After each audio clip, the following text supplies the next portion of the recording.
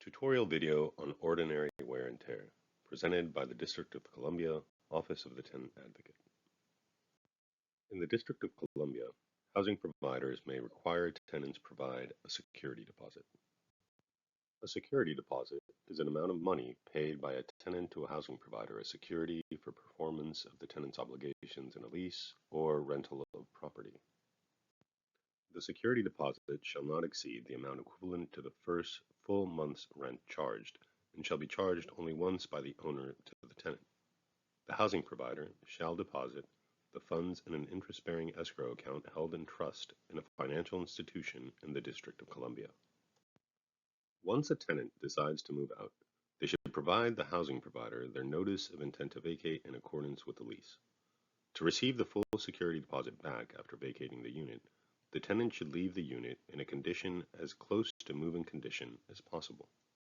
It would be unreasonable to expect a tenant to leave the unit in exactly the same condition as when they moved in, since virtually all household items have a useful life and therefore deteriorate even with the best of care. Housing providers may only deduct money for damages that go beyond ordinary wear and tear. Housing providers may also deduct money from the deposit for things like unpaid rent, utilities, late fees, and cleaning costs.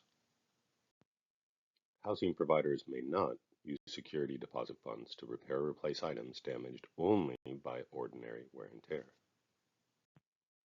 So, what is ordinary wear and tear?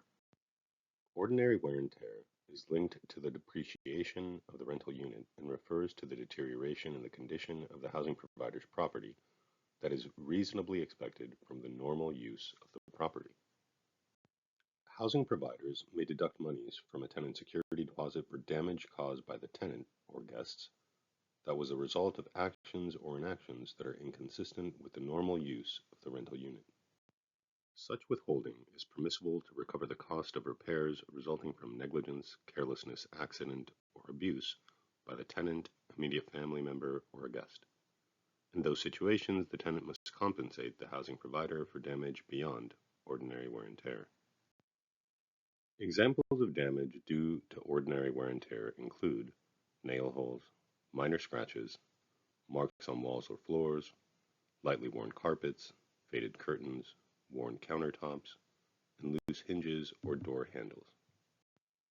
Examples of damage beyond ordinary wear and tear include tearing down walls without the housing provider's consent, removing fixtures without the housing provider's consent, filthy or unsanitary conditions caused by the tenant's failure to clean, broken windows and or doors, and large holes in walls. What happens if a tenant causes damage beyond ordinary wear and tear to an aged or deteriorated item, including the item's breakage or malfunction? In this case, the tenant should be charged only for the difference in the item's value immediately before and immediately after the damage occurred. Additionally, if factors outside the tenant's control contributed to the damage, then the charge should be adjusted accordingly. Deductions and refund. To receive the full security deposit back after vacating the unit, the tenant should leave the unit in a condition as close to move-in condition as possible. Tenants should document the state of the unit with photographs and videos.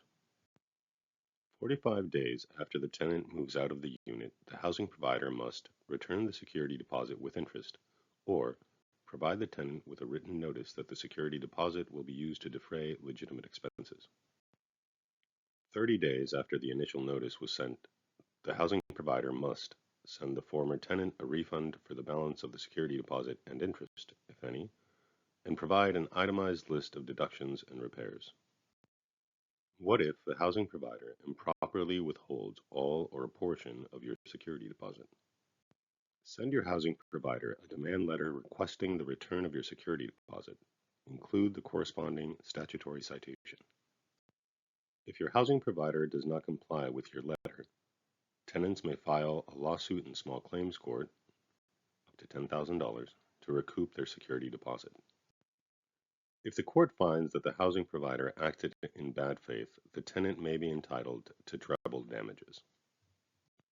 If you have questions or concerns regarding ordinary wear and tear or with your security deposit, contact the District of Columbia Office of the Tenant Advocate.